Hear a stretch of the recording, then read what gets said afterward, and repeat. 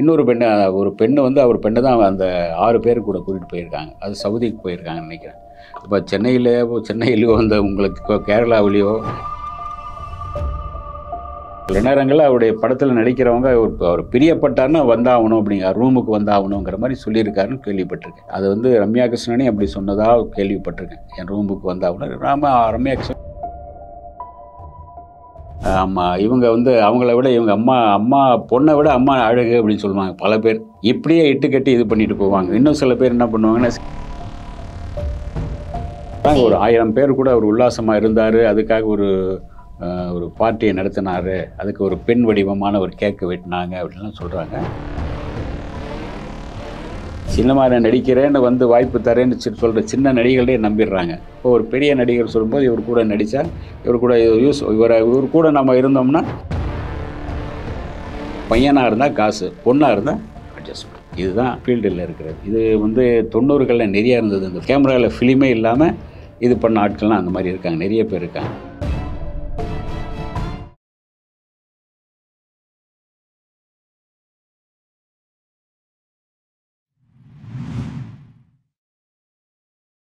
வணக்கம் சார். வணக்கம், சொல்லுங்க. ஹேமா கமிட்டி அப்படிங்கிறது மலையாளம் இண்டஸ்ட்ரியில் தொடங்கப்பட்டதுக்கு அப்புறமா நிறைய நடிகர்கள் மேல வந்து முன்னணி நடிகைகள் வந்து பாலியல் குற்றச்சாட்டு வந்து சொல்லிக்கிட்டே இருந்தாங்க இல்லையா? இப்போ அந்த வரிசையில முன்னணி நடிகரான நிவின் பாலி அவர்கள் மேல பாலியல் குற்றச்சாட்டு வந்து சொல்லியிருக்காங்க இல்லையா? ஸோ அதை பத்தி சொல்லுங்க சார். இல்லை, நிவின் பாலி பற்றி ஒரு பெருசாக இது வரைக்கும் நான் பார்த்த வரைக்கும் நிறைய அவர் மேலே ஒரு கிசுகிசோ காசிப்பு வந்தாலும் பெருசாக வரல. நான் மற்ற நடிகர்கள் நீங்கள் மோகன்லால் சொல்கிறீங்க, அப்புறம் வேறு ஆட்கள் சொல்லும்போது அவங்க மேலே சின்னதாக ஏதாச்சும் அப்பப்போ சில விஷயங்கள் வந்து போயிட்டே இருக்குது. சில பேர்கிட்ட கேட்கும்போது மோகன்லால் பற்றி கூட சொல்கிறாங்க, அந்த மாதிரி அவர் அந்த மாதிரி இல்லை, பெண்கள் விஷயத்தில் கொஞ்சம் பலகீனமானவர் அப்படின்லாம் சொல்லுவாங்க. ஆனால் நிவின் பாலி பற்றி பெருசாக வரல. ஏன்னா அவர் பண்ண கேரக்டர் எல்லாமே ஒரு நல்ல கேரக்டர் ஆர்டிஸ்ட்டாக ஒரு நல்ல ஒரு இதாக இருந்தார். அதனால் அவர் மேலே இது இல்லை. ஆனால் இது எந்த அளவுக்கு சாத்தியம் தெரில. அதாவது ஒரு பெண்ணை தான் கூட்டிகிட்டு போயிருக்காங்க. இன்னொரு பெண்ணு வந்து அவர் பெண்ணை தான் அந்த 6 பேர் கூட கூட்டிகிட்டு போயிருக்காங்க. அது சவுதிக்கு போயிருக்காங்கன்னு நினைக்கிறேன். இப்போ சென்னையிலையோ அந்த உங்களுக்கு கேரளாவிலேயோ இந்த தமிழ்நாட்டிலேயோ இந்த இந்தியாவிலே எங்கேயும் இல்லாமல் சவுதிக்கு போயிட்டு இது பண்ணியிருக்காங்க. அங்கே போனால் மாட்ட முடியாதுன்னு நினச்சிருக்காங்களே என்னன்னு தெரில. அங்கே போயிட்டு இது பண்ணும்போது அந்த பொண்ணு இப்போது இந்த சூழல் கரெக்டாக வந்திருக்கு. சில பேர் வந்து அந்த சூழ்நிலைக்கு ஏற்ப ஏதாச்சும் ஒரு சின்ன தீக்குச்சி உரசி போட்டாலும் பெருசாக பற்றிக்குமில்ல, அந்த மாதிரி அவங்க நிவின் பாலின்னு அவங்க சொல்லியிருக்காங்க. அவர் வந்து மறுத்திருக்கார் இல்லை அப்படின்னு. ஆனால் பலரும் அதே மாதிரி மறுத்துட்டு தான் இப்போ இது வரைக்கும் 7 பேர் மேலே கேஸ் போட்டிருக்காங்க, ஃபைல் பண்ணியிருக்காங்க. யாருமே அதை மறுத்துருக்காங்களே தவிர யாருமே குற்றவாளின்னு ஒன்றும் சொல்லலை. குற்றவாளின்னு சொல்லும்போது அதே மாதிரி இவங்க வந்து ஒரு புகார் தான் சொல்லியிருக்காங்க. அதுக்கான ஆதாரம் தேவை. கோர்ட்டுக்கு வந்து பெரும்பாலும் நீங்கள் ஆதாரத்தோடு கொடுத்தா தான் இவங்க மேலே அது கேஸ் ஃபைல் பண்ண முடியும். கேஸ் ஃபைல் பண்ணிடலாம், அவ்வளோதான். ஆதாரம் கொடுத்தா தான் கோர்ட்டில் செல்லுபடியாகும். இல்லாட்டி உங்களுக்கு அந்த அது தள்ளுபடி செய்யப்படலாம். அதனால தான் இந்த எல்லா நடிகர்களும் ஒரு எந்த ஒரு பெருசாக அலட்டிக்காமல் ஒரு கவலை இல்லாமல் இருக்க காரணம் வந்து இவங்களை பற்றி யாருமே ஆதாரங்கள் ப்ரூஃப் ஒரு வாய் வழியாக தான் சொல்லியிருக்காங்க. நான் கேள்விப்பட்டேன், இந்த மாதிரி நான் நடந்ததை சொன்னாங்க, இப்படி சொன்னாங்க, எனக்கும் இப்படி பாதிப்பு ஏற்பட்டிருக்கு அப்படின்னு சொல்கிறாங்களே தவிர அதுக்கான ஆதாரங்கள் ஃபோட்டோ ஆதாரம் கேட்பாங்க, ஏதாச்சும் ஒரு ஆதாரம் கேட்பாங்க கோர்ட்டில். அதெல்லாம் இல்லைன்னு சொல்லும்போது இது தள்ளுபடியாகும். அதை அவர் சொல்கிறது பார்த்தா நான் இவங்க தப்பாக சொல்கிறாங்க, என் மேலே யாரோ இந்த மாதிரி ஒரு இட்டுக்கட்டி சொல்கிறாங்கன்னு சொல்கிறாரு. அது என்னங்கிறது இனிமேல் வந்து கேஸ் ஃபைல் பண்ணி அது விசாரிக்கும் போது அது விஷயம் வெளியே வரும். ஏன்னா சமீபத்தில் ஒரு ஷர்மிளா அப்படின்னு ஒரு நடிகை நீங்கள் கேள்விப்பட்டிருக்கீங்க, பிரசாந்த் கூடலாம் நடிச்சிருக்காங்க. ஏறக்குறைய மலையாளத்தில் அவங்க நடித்த முதல் படம் மலையாளத்தில் மோகன்லால் கூட தான் நடித்தாங்க. ஏன்னா இவங்க பாலாஜியோடைய ஃப்ரெண்டு. மோகன்லாலுடைய மாமனார் வந்து பாலாஜி அவங்க அப்பாவுக்கு ஃப்ரெண்டு, டாக்டராக இருக்கிறனால உங்களுக்கு அந்த ஈஸியாக அவங்க போய் ஒரு மலையாளத்தில் நடித்தாங்க. மலையாளத்தில் 35 படங்களில் பண்ணியிருக்காங்க. இப்போது வந்து அவங்க அம்மா கேரக்டர் பண்ணிகிட்ருக்காங்க. சமீபத்தில் வந்து இப்போ கடந்த வருஷம் 2 வருஷம் முன்னாடி அவங்களுக்கு வந்து இது பண்ணியிருக்காங்க. மலையாளத்தில் 3 பசங்க வந்திருக்காங்க. எங்க 3 பசங்க வந்து நாங்கள் படம் எடுக்க போகிறோம், நீங்கள் தான் வந்து நடிக்கணும் அப்படின்னு ஆசீர்வாதம் வாங்கி பணமெல்லாம் அட்வான்ஸ்லாம் கொடுக்குறோம் அப்படின்னு ஏதோ ஒரு சின்ன அட்வான்ஸ் கொடுத்துட்டு கூட்டிகிட்டு போயிட்டாங்க. கூட்டிகிட்டு போனால் அங்கேயே வந்து வேற ஒரு பெங்களூர்லேருந்து 2 பெண்கள் வந்திருக்காங்க. அவங்கள ஹீரோயினாக நடிக்க போகிறாங்க. இவங்க வந்து அம்மா கேரக்டருங்க மாதிரி. அங்கே போனால் பார்த்தீங்கன்னா மாடி கூப்பிட்டுறாங்க. என்னத்துக்கு மாடி அப்படின்னா அந்த பையனை கொடுத்துருக்காங்க. பையனை இந்த கூட அசிஸ்டண்ட் இருப்பார் இல்லையா, அந்த அசிஸ்டன்ட்ஸில் என்ன சொல்லியிருக்காங்கன்னா அந்த அசிஸ்டண்ட்டை ஃபோன் பண்ணி கூப்பிட்டுருக்காங்க கீழே. என்னப்பா அப்படின்னா, நான் உங்களுக்கு ஒரு 50,000 ரூபா தர்றேன், நீங்கள் போய் படம் பார்த்துட்டு வாங்க, மேடம் கிட்டே நாங்கள் கொஞ்சம் பேசிக்கிறோம் அப்படின்னு சொல்லியிருக்காங்க. என்னடா பேசிமா, ஒரு டிஸ்கஷன் தான் அப்படின்னு. டிஸ்கஷன் என்னையா அப்படின்னு சொன்னதும் அதை மறுபடியும் இவங்க ஃபோன் பண்ணி என்னப்பா அப்படின்னு, இல்லை மேடம் எனக்கு 50,000 ரூபா தரேன்றாங்க, இப்போ நீங்கள் படத்துக்கு போயிட்டோம், நான் அது வரைக்கும் மேடம் பார்த்துக்குறோம் அப்படின்றாங்க. என்ன சொல்கிறாங்க, எனக்கே அட்வான்ஸ் ஒன்று சின்னதாக கொடுத்தா இப்போ சம்பளமும் என்ன தரல, அதுக்குள்ளே என்ன அப்படின்னு சொல்லும்போது இந்த 3 பசங்களும் வந்து இந்த அம்மாவை இது பண்ணியிருக்காங்க, ட்ரை பண்ணுறாங்க. இவங்க அம்மா நடிகை, இன்னும் சின்ன பசங்க அவங்க. அப்புறம் கூட்டிட்டு வந்த பெங்களூர் பெண்கள். அப்புறம் அது ஒரு பெரிய பிரச்சனை ஆகிட்டு ஒரு கலாட்டா பண்ணி இவங்க வந்து வேறு யார்கிட்டயோ வந்து காசு வாங்கி அங்கேருந்து ஃப்ளைட் பிடிச்சி வந்திருக்காங்க. இது எந்த திரைப்படத்தின் போது நடந்தது அப்படிங்கிற இது வந்து தகவல் ஒரு மலையாள படத்துக்கு எடுக்க போகிறேன்னு சொல்லி கூட்டிகிட்டு போயிருக்காங்க. பசங்க சின்ன பசங்க, அதாவது ஒரு 25 வயசு 30 வயசுக்குள்ளே இருக்கிற பசங்க. இப்போ ஃபாரினில் சம்பாரித்து வர பணம் இருக்கு இல்லையா, அதை வச்சு இவங்க என்ன நினைக்கிறாங்கன்னா, படம் எடுக்க போயிட்டு இந்த மாதிரி யூஸ் பண்ணலாம், நிறைய பேர் அனுபவிக்கலாம் அப்படிங்கிற மாதிரி யாராச்சும் ஒரு கதை சொல்லுவாங்க. சில பேர் வந்து நீங்கள் டைரக்ஷன் நீங்கள் நடிக்க வந்தீங்கன்னா, அல்லது நீங்கள் ஒரு படம் தயாரிச்சிங்கன்னா நிறைய பெண்கள் கிடைப்பாங்க, நிறையா அப்படின்னு அவங்கள உசுப்பேற்றி விட்டுருவாங்க. அனுபவிக்கலாம், ஃபோர்ஸில் அனுபவிக்கலாம் அப்படின்னு சொல்லியிருப்பாங்க. இவங்க அந்த ஆசையிலே தான் வர்றது. இந்த மாதிரி படம் தயாரிக்கிறேன் அப்படின்னு சொல்லிட்டு வந்து நீங்கள் அட்ஜஸ்ட் பண்ணிக்கணும், இது பண்ணி புதுசாக இருக்கிறவங்க தெரியாமல் பாவம் இந்த இதில் வந்து மாட்டிக்கிட்டா அவங்க வந்து சரி அவங்க சொல்கிற பேச்சு கேட்டுக்குவாங்க. கொஞ்சம் ஒரு வசதியான குடும்பங்கள் இந்த வர்றவங்க வந்து அதை இது பண்ண மாட்டாங்க. அவங்க வந்து இவங்களை பார்த்து எடை போட்டு சரி தேவையில்லை அப்படின்னு போயிட்டே இருப்பாங்க. இந்த மாதிரி அதாவது அந்த வயசான ஒரு அம்மாவுக்கும் அம்மா நடிகைக்கும் டார்ச்சர் பண்ணுற ஆட்கள் இருக்காங்க, கேரளாவை சேர்ந்த சில பேர் அப்படின்னு சொல்லியிருக்கு. சினிமாவில் இளம் நடிகைகளுக்கு வந்து இந்த மாதிரியான விஷயங்கள் நடக்குதுங்கிறத நம்ம பார்த்துட்டே இருக்கோம். அம்மா நடிகைகளுக்கும் இதே நிலைமை தானா? இருக்குது. அம்மா நடிகைகளுக்கு நிறைய இருக்குது. அந்த மாதிரி நிறைய அம்மா நடிகைகளுக்கு நிறைய இருக்குது. சில பார்த்தீங்கன்னா இவங்க வந்து அவங்கள விட இவங்க அம்மா பொண்ணை விட அம்மா அழகு அப்படின்னு சொல்லுவாங்க பல பேர். இப்படியே இட்டு கட்டி இது பண்ணிட்டு போவாங்க. இன்னும் சில பேர் என்ன பண்ணுவாங்கன்னா, சில டைரக்டரோ சில பேர் வந்து அம்மாவை கரெக்ட் பண்ணிவிட்டு அவங்க கண்ட்ரோலில் வச்சுட்டு பொண்ணை ஆட்டங்காட வச்சுப்பாங்க. அம்மாவை கரெக்ட் பண்ணி வச்சுட்டாங்கன்னா பொண்ணை வந்து இவங்க என்ன பண்ணுவாங்கன்னா, அவங்களுக்கு யாராச்சும் ஃபைனான்ஸர்கிட்ட இது பண்ணி ஃபைனான்ஸரை கூப்பிட்டு வந்து நீ கொஞ்சம் அட்ஜஸ்ட் பண்ணிக்குமா, அப்போ தான் இவர் ஃபைனான்ஸ் பண்ணுவார் இப்படிங்கிற மாதிரி. அதாவது அம்மாவும் சொல்கிற வச்சுருவாங்க. ஏன்னா அம்மா வந்து அவருடைய கஸ்டடியில் இருக்குது. அம்மாவை யூஸ் பண்ணிவிட்டு அம்மாவை தன்னுடைய கஸ்டடியில் வச்சுட்டு பொண்ணை இந்த மாதிரி இது பண்ணுவாங்க. அதனால தான் ஒரு நடிகையெல்லாம் வீட்டை விட்டு ஓடி போய் கல்யாணம்லாம் பண்ணது உண்டு. இந்த மாதிரி சூழ்நிலையால் தான். அது யாருன்னு உங்களுக்கு நான் சொல்ல வேண்டாம். அப்போ சொல்கிறேன், இந்த மாதிரி நடிகைகளை அம்மாவை கூட யூஸ் பண்ணி இந்த மாதிரி பண்ணுற ஆட்களும் இருக்காங்க. ஒரு தயாரிப்பாளராக ஒரு சின்ன ஒரு நடிகராக யாராவது ஒருத்தர் இருப்பாங்க. புதுசாக படம் எடுக்க வரவங்க கூட அம்மாவை யூஸ் பண்ணிட்டு ஒரு டைரக்டர் நான் சொல்கிறது ஒரு டைரக்டர் அது அம்மாவை யூஸ் பண்ணிக்கிட்டு ஒரு அவங்க பொண்ணை வந்து மற்ற ஆட்கள்கிட்ட இது பண்ணி அவள் படத்தை தயாரிக்கலான்னு ஃபைனான்சியருக்கு இது பண்ணுறதெல்லாம் உண்டு. இது வந்து சினிமாவில் தவிர்க்க முடியாது. பல இடங்களில் இருந்தாலும் கூட சினிமாவில் இப்போது தவிர்க்க முடியாமல் இருக்குது. இப்போ சினிமாக்குள்ள குழந்தை நட்சத்திரமா வரணும் அப்படி இல்லைன்னா இப்போ சின்ன சின்ன பெண்கள் உள்ள வரணும் அப்படின்னா அவங்களுடைய அம்மாக்களை தான் ஃபர்ஸ்ட் அட்ஜஸ்ட்மெண்ட்டுக்கு கூப்பிடுவாங்க அப்படின்னு சொல்றாங்களா, அது உண்மையா சார்? இல்லை இருக்குது, அது உண்டு. அவங்க வர்றாங்கன்னா அம்மா வந்து சின்ன குழந்தைங்க இல்லை, அம்மாவை இவங்க பார்ப்பாங்க, அம்மா அழகாக இருக்கா, சரி அம்மாவை கரெக்ட் பண்ணிக்குவோன்னு பார்ப்போம். அது எப்படியாவது பேசி கீசி பண்ணுவாங்க. அது எப்படின்னு சொல்ல முடியாது. பேசி கொண்டு போய் அங்கே பேசி இங்கே பேசி எப்படியாவது பேசி பணத்தை ஆசையை ஏதோ ஒரு ஆசையை காட்டி அவங்களே ஒரு கரெக்ட் பண்ணி கையில் வச்சுட்டோம்னா அவங்க சொல்கிறத பொண்ணு தட்டாமல் கேட்கும். அதனால் அந்த மாதிரி ஒரு ஆட்களும் இருக்காங்க. அது இல்லைன்னு சொல்ல முடியாது. இது வந்து பல வகையான சீண்டல்கள் இருக்குது, பலருக்கும் இருக்குது. அது இளம் பெண்கள் தாண்டி அவ எல்லாமே எல்லாருக்கும் வந்து அங்கே ஃபீல்டுக்குள்ளே வந்துட்டிங்கன்னா சாதாரண ஒரு ஜூனியர் ஆர்டிஸ்ட் உட்பட ஒரு சின்ன ஒரு துடைக்கிற மாதிரி ஒரு வேலை கொடுத்துருப்பாங்க, நடிச்சிருப்பாங்க, அவங்களுக்கும் உண்டு. இந்த மாதிரி எல்லோருக்கும் அந்த டார்ச்சர் இருக்குது. அதாவது பல வகையான சிண்டல்கள் இருக்கு அப்படின்னு சொல்லியிருந்தீங்க பேசும்பொழுது. அப்ப சினிமாக்குள்ள வரணும் அப்படின்னா என்னென்ன மாதிரியான அட்ஜஸ்ட்மெண்ட், என்னென்ன மாதிரியான பாலியல் சீண்டல்கள் உள்ள இருக்கு சார்? இல்லை, பல வகை இருக்குது. உங்களுக்கு யார் யார் நடிக்க வர்றாங்க, அதை வந்து ஹீரோயின் சொல்லும்போது அவங்களுக்கான ஒரு கேரக்டர் ஒரு கிரேட் இருக்கும்.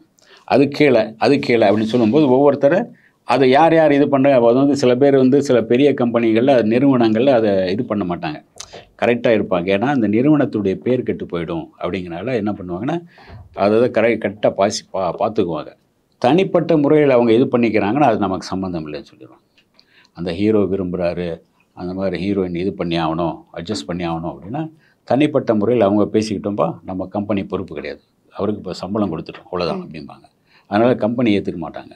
அவங்க தனிப்பட்ட முறையில் இந்த ஹீரோயினோ டைரக்டரோ வேறு மூலம் யாராவது உடைய இந்த ஹீரோவுக்கு சேர்ந்தாலும் அவங்கள தூது விட்டு இது பண்ணி ஏதாச்சும் அவங்கள கரெக்ட் பண்ணிக்குவாங்க.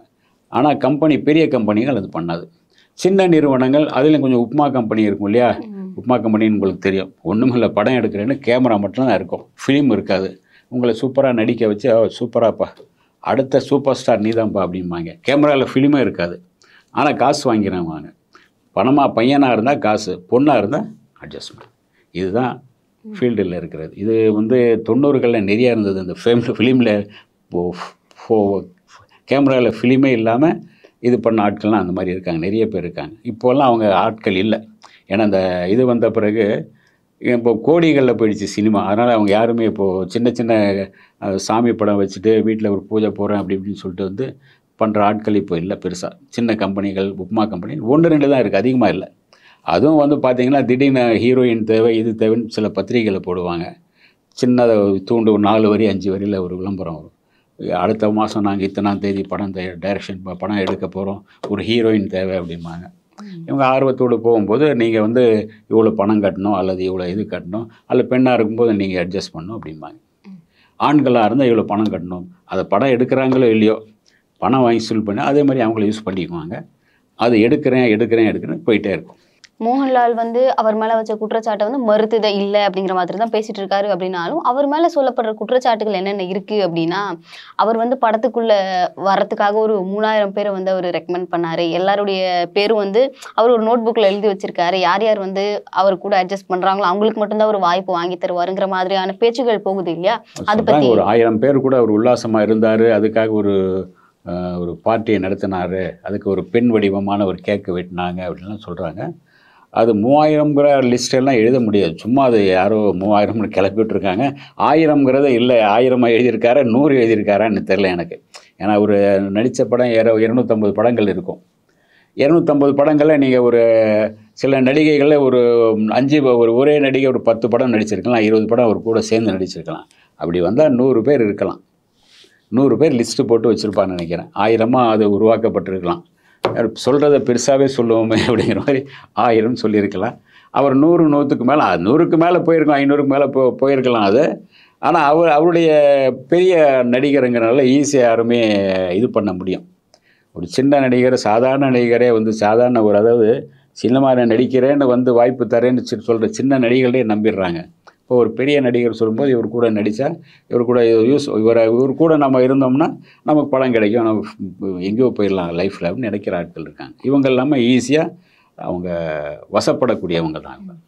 மோகன்லால் அவருடைய திரைப்படத்தில் யாருன்னா ஒருத்தர் நடிக்கிறாங்க அப்படின்னால அவங்க வந்து இந்த மாதிரி தான் உள்ளே வந்திருக்க முடியும், இல்லைன்னா ஒரு படத்துலேயே நடிக்க முடியாது அப்படின்னு சொல்கிறாங்க இல்லையா? அப்படியா சார்? அப்படி சொல்கிறாங்க. என்னென்னா சில நேரங்களில் அவருடைய படத்தில் நடிக்கிறவங்க அவர் பிரியப்பட்டார்னா வந்தாகணும், அப்படிங்கிற ரூமுக்கு வந்தாகணுங்கிற மாதிரி சொல்லியிருக்காருன்னு கேள்விப்பட்டிருக்கேன்.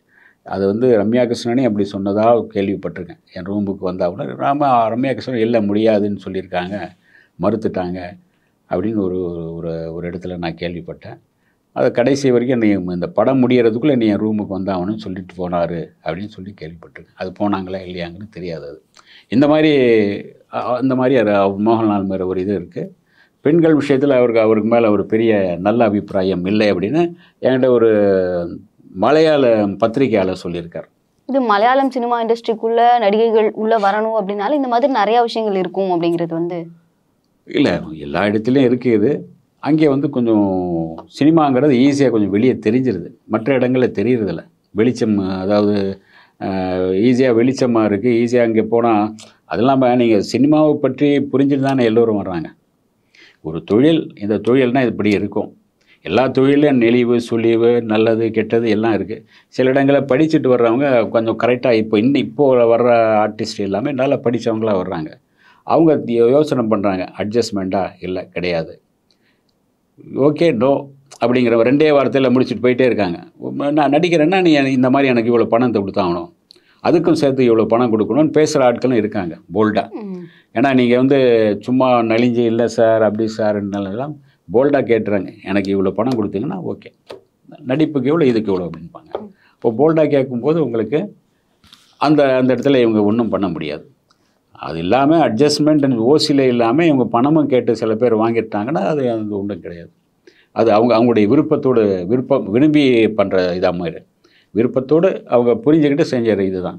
மற்றபடி இந்த தொழிலில் வந்து சினிமாங்கிறதுல இங்கே எல்லாமே இருக்குது. இது புரிஞ்சுட்டு தான் நிறைய பேர் வர்றாங்க. ஆனால் வந்து எனக்கு தெரியாமல் வந்துடுச்சு, தெரியல, எனக்கு இப்படி வந்த பிறகு இப்படி ஏமாற்றிட்டாங்க அப்படின்லாம் ஒரு சொல்ல போய். நான் யாருமே எல்கேஜி படிச்சுட்டு வரல, எல்லாமே நல்லா படிச்சுட்டு இருக்காங்க. ஓரளவுக்கு புரிஞ்சவங்களாக வர்றாங்க. 20 வயசுக்கு மேலே 16, அந்த காலத்தில் அவங்களுக்கு வந்து 13 வயசுல நடிக்க வந்திருக்காங்க. அதனால் அவங்களுக்கு அம்மா அப்பாவுடைய சப்போர்ட்டோடு வந்தனால அவங்களுக்கு பெருசாக தெரியல. ஃபீல்டுக்குள்ளே வந்த பிறகு தான் அவங்களுக்கு தெரிஞ்சிருக்கு. இப்போ எல்லோரும் புரிஞ்சு வச்சுருக்காங்க. சினிமா எப்படி, சின்னத்திரை எப்படி, எல்லாமே புரிஞ்சு வச்சுருக்காங்க. அப்போ வந்து நீங்கள் உங்களை பாலியல் சீண்டலுக்கு உட்படுத்தினாலோ அதாவது ஒரு அட்ஜஸ்ட்மெண்ட் பண்ணிக்கணும்னு சொன்னாலோ நீங்கள் மறுத்துடலாம். நடிகைகளுமே விருப்பப்பட்டு தான் உள்ள வராங்க. சில பெரிய ஹீரோக்கள் கூட பண்ணும்போது நீங்கள் பெரிய ஓவர் நைட்டில் நீங்கள் பெரிய ஹீரோயினை மாதிரிலாம் நிறைய படங்கள் பணம் சம்பாதிக்கலாம், நிறைய படங்களில் நடிக்கலாம் அப்படிங்கிற இதுவும் இருக்குல்ல, அப்படியும் இருக்குது. அதனால் வந்து இவங்க தான் வலுக்கட்டாயம் கூப்பிட்றாங்களே தவிர அவங்களும் சில பேர் விரும்புகிறாங்க. சரி, இவர் கூட நடிக்கும்போது ஒரு பெரிய ஹீரோ, நாம் பெரிய அளவில் பேசப்படுவோம் அப்படிங்கிறதும் இருக்குது. சினிமாவில் அட்ஜஸ்ட்மெண்ட் இருக்குங்கிறத நம்ம தொடர்ந்து பேசிக்கிட்டே இருக்கோம் அப்படிங்கும்பொழுது, இந்த அளவுக்கு உச்சக்கட்டமான அநாகரிகமான விஷயங்கள் வந்து சினிமாவில் நடந்துட்டு இருக்கு. ஒரு படத்துடைய வாய்ப்புக்காக இந்த மாதிரியான விஷயங்கள்லாம் உள்ளே நடக்குது அப்படின்னா என்னென்ன விஷயங்கள் வெளியே வராத தகவல்கள் உள்ளே நடந்துட்டு இருக்கு சார்? அது பல வகையில் இருக்கும். அது ஒவ்வொருத்தர் ஒவ்வொரு வகையில் இருப்பாங்க. ஒரு டான்ஸ் மாஸ்டர்னா டான்ஸ் மாஸ்டர் மூலமாக ஏதாச்சும் சில சீண்டல் இருக்கலாம். வேறு மேக்கப்ஸ் எல்லாம் அந்த சைடில் ஏதாச்சும் சீண்டல் இருக்கலாம். கேமராமேன்னா அவர் மூலம் சீண்டல் இருக்கலாம். அந்த கேமராமேன்கிட்ட நீங்கள் ஒரு அன்பாக அழகாக ஒரு நல்ல மரியாதையாக பேசிக்கணும். அவர்கிட்ட மறிச்சிட்டிங்கன்னா அவர் இந்த கேமராலே உங்களுடைய டோட்டலாக உங்களை ஃபேஸ் கீஸ் வேறு மாதிரி கொஞ்சம் மாற்றி விட்டுருவார். இதெல்லாம் இந்த மாதிரி சின்ன சின்ன விஷயங்களும் உண்டு. அதில் பாலியல் சீண்டல்களும் சில உண்டு. அது ஒவ்வொன்றும் ஒவ்வொரு வகையில் போகும். ஒவ்வொரு சினிமாக்குள்ளே ஒவ்வொரு துறைக்கும் ஒவ்வொரு மாதிரியான இது இருக்கும். அதை வந்து அந்த இடத்துல வந்து நீங்கள் புரிஞ்சு அவங்களோட நீங்கள் எப்படி அவங்களோட இன்வால்வ் ஆகிட்டு போயிறீங்கிறதான் பொறுத்தது. புத்திசாலித்தனமாக அல்லது அவங்கள வந்து எப்படி அணுகணும், எப்படி யாரை வச்சு அணுகணும் அப்படின்னு சொல்லும்போது கரெக்டாக புரிஞ்சிடும். மேக்கப் அப்படின்னு சொல்லி பேசும்பொழுது இப்போ சமீபமாக ஒரு நடிகை சொல்லியிருந்தாங்க, நான் வந்து மேக்கப் ஆர்டிஸ்ட் கூட செட்டில் வச்சுக்க மாட்டேன். ஏன்னா மேக்கப் ஆர்டிஸ்ட் கூட நம்மக்கிட்ட வந்து மேக்கப் போடும்போது ஒரு தவறான சிண்டல்கள் இருக்கும் அப்படின்னு சொல்கிறாங்க இல்லையா? ஸோ மேக்கப் ஆர்டிஸ்ட் வந்து இந்த மாதிரி என்னென்ன விஷயங்கள் நடக்கிறதுக்கு வாய்ப்பு இருக்குது சார்? இல்லை, மேக்கப் ஆர்டிஸ்ட்னால் உங்களுக்கு மேக்கப் அவங்க வந்து அது வந்து சில இடங்களில் இந்த மேக்கப்பு போடுறவங்க உடம்பு ஃபுல்லாக அன்றைக்கி போட்டாகணும். சில பேர் நடிகைகளுக்கு உடம்புல இங்கெங்கெல்லாம் மாறும் அந்த சைடில் எல்லாத்துலேயும் உங்களுக்கு வந்து அந்த மேக்கப் போட்டாகணும். அது வந்து சில பேர் வந்து ஒரு தெய்வீக கலையாக நீந்து பண்ணுறவங்க ஆட்களும் இருக்காங்க. சில பேர் டெஸ்ட் பண்ணுறதான் நினச்சிக்க. அது வந்து இன்றைக்கி வந்து பெண்களும் இருக்காங்க, மேக்கப் யூனியன் பெண்களும் இருக்காங்க. ஆனால் மேக்கப் யூனியனில் பெண்களை சேர்த்துக்கல நினைக்கிறேன். பெண்களும் இருக்காங்க. சிம்புக்கும் ஒரு மேக்கப் உமன் தான் இருக்காங்க. இன்னும் சில பேருக்கு பெண் மேக்கப் மேனும் இருக்காங்க. சில பேர் டச்சப் பாயை வந்து டச்சப் உமனும் வச்சுருக்காங்க. அதனால் அந்த இதுவும் இல்லை. சில இடங்களில் இவங்களா தப்பாக எடுத்துக்க சூழ்நிலை இருந்து டச் பண்ணுறாங்க அப்படிங்கிற மாதிரி. அதை வந்து அந்த அவர் யாருங்கிறத பொறுத்து, அவர் கூட ஒர்க் பண்ணுறவர் எப்படிப்பட்டவருங்கிற பொறுத்து அதை டச் பண்ணுறது இது பண்ணுறது உண்டு. இப்போது சினிமாவில் வந்து ஒரு அமௌண்ட் வந்து ஒரு நடிகைக்கு அப்படின்னு சொல்லி புக் பண்ணுறாங்க இல்லையா? அப்படி புக் பண்ணும்பொழுது படத்தில் ஒரு மூணு ஸ்கெடியூல் போட்டு ஷூட் பண்ணுறாங்க அப்படின்னா அது முடிகிற வரைக்கும் சம்பளம் தரமாட்டாங்க. டப்பிங் வரைக்கும் வர வைப்பாங்க. டப்பிங் வரைக்கும் வந்தாலும் அவங்களுக்கு வந்து டப்பிங் பண்ணுறதுக்கான சான்ஸே கொடுக்க மாட்டாங்க. ஏன்னா அவங்கக்கிட்ட வந்து அட்ஜஸ்ட் பண்ணாதான் டப்பிங் முடிச்சதுக்கப்புறம் காசு கொடுப்பாங்க அப்படிங்கிறதுனால கடைசி வரைக்கும் அவங்களுக்கு வந்து சம்பளமே கொடுக்காம இழுத்தடிச்சிட்டே இருப்பாங்கன்னு சொல்கிறாங்க இல்லையா? ஸோ அந்த மாதிரியான அந்த மாதிரி இல்லை. இப்போது நீங்கள் சொல்கிறது ரொம்ப சாதாரண ஆட்கள் தான். அப்படி ரொம்ப சாதாரண ஆட்கள் ரொம்ப சாதாரணமாக நடிக்க வர்றவங்க. இவங்க பெரிய ஆர்டிஸ்டாக பெரிய இவங்கெல்லாம் வர்றாங்கன்னா முதல்ல ஒரு அட்வான்ஸ் ஒன்று கொடுத்துருவாங்க. அவங்க பேசுகிறதே வந்து மேனேஜர் மூலமாக பேசுவாங்க. இவங்க மூலம் மேனேஜர் வாங்கி வச்சுருவார். இப்போ சப்போஸ் ஒரு பாதி படம் போடுறதுக்குள்ளே பாதி படம் வந்துடும். சில இடங்களில் வந்து முக்கால்வாசி பணமே வந்துடும். ஃபைனலாக கொஞ்சம் மட்டும்தான் இருக்கும். அதை வந்து இவங்க டப்பிங் சில நேரங்களில் இவங்க டப்பிங் இல்லை அப்படின்னா அவங்க முன்னாடியே கொடுத்துருவாங்க அந்த படம். இது பெருசாக இப்போது இதிலேருந்து வர்றாங்க இல்லையா, வடநாட்டிலேருந்து வரவங்களுக்கெல்லாம் டப்பிங் தான் இல்லை, வேறு ஆட்கள் தான் இங்கே இருக்கிறவங்க பேசுகிறாங்க. அதில் அவங்களுக்கு வந்து அந்த இது கிடையாது. சம்பளம் இவ்வளோன்னா சம்பளம் இவ்வளோ பேசி முடிச்சுக்கிறாங்க, அவங்க வாங்கிடுவாங்க. அவங்கள ரொம்ப சின்ன கீழ் மட்டத்தில் இருக்காங்க ஒரு சிலர் அந்த மாதிரி தான் பண்ணுவாங்களே, எல்லோரும் அப்படி பண்ண மாட்டாங்க. பெரிய நிறுவனங்களில் பெரிய நடிகையோ பெரிய ஹீரோன்னு சொல்லும்போது இங்கே இந்த மாதிரி விஷயங்கள் கொஞ்சம் ரொம்ப தவிர்க்கப்படும். அது அவ்வளோ சீக்கிரமாக வெளியே வந்துடாது. அந்த பெரிய டைரக்டராக இருக்கும் பட்சத்தில் அவருக்கு அட்ஜஸ்ட் பண்ணி ஆகணும்னு இருக்கும். பெரிய ஹீரோ டைரக்டர் அப்படின்னு அதை வந்து அது தவிர்க்க முடியாமல் அங்கே வரும். அது அவங்க வந்து அந்த மாதிரி நிர்பந்தங்கள் பண்ண மாட்டாங்க. வேறு வகையில் அவங்க ஒரு அப்படி அவங்களுக்கு எப்படி கரெக்ட் பண்ணுறதுன்னு சில பேர் வச்சுருப்பாங்க. அதை எப்படி கரெக்ட் பண்ணுவோம் அப்படி கரெக்ட் பண்ணிட்டு போயிடுவாங்க.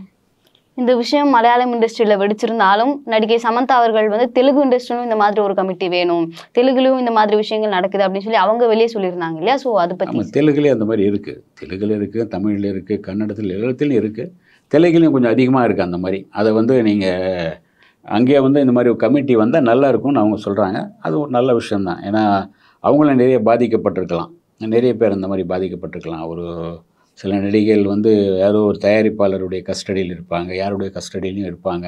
இப்போது அஞ்சலியின் ஒரு நடிகை தயாரிப்பாளருடைய கஸ்டடியில் இருக்காங்கன்னு சொல்கிறாங்க. அவங்க அம்மா சித்திக்கிட்ட இல்லை, அவங்க தயாரிப்பாளருடைய பாதுகாப்பில் இருக்காங்கன்னு சொல்கிறாங்க. இந்த மாதிரி இருக்கலாம்.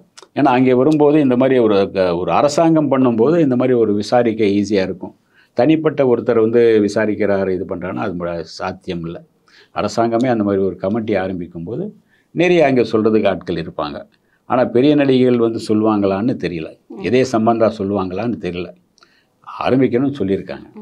நடிகை சமந்தா அப்படிங்கிறவங்க இன்னைக்கு தேதிக்கு வந்து லேடி சூப்பர் ஸ்டாருக்கு அப்புறமா ஒரு ஹீரோயின் யாரு அப்படின்னா அது சமந்தா அவர்கள் தான். அப்படின்னும் பொழுது அவங்களே இந்த மாதிரி ஒரு விஷயம் நடக்குதுன்னு வெளியே சொல்றாங்க அப்படின்னா எந்த அளவுக்கு ஒரு பெரிய நடிகையா இருந்தாலும் இந்த மாதிரியான விஷயங்கள் இல்லை எல்லாருக்கும் உண்டு. பெரிய நடிகை சின்ன நடிகை எல்லாருக்கும் அந்த உண்டு. பெரிய நடிகை சின்ன நான் தான் சொன்னேன், சாதாரண துடைக்கிற மாதிரி ஒரு சீனில் நடிக்கிறாங்களா இருந்தாலும் கூட, பாத்திரம் தைக்கிறவங்க இருந்தாலும் கூட அவங்களுக்கும் இந்த சீண்டல்கள் உண்டு.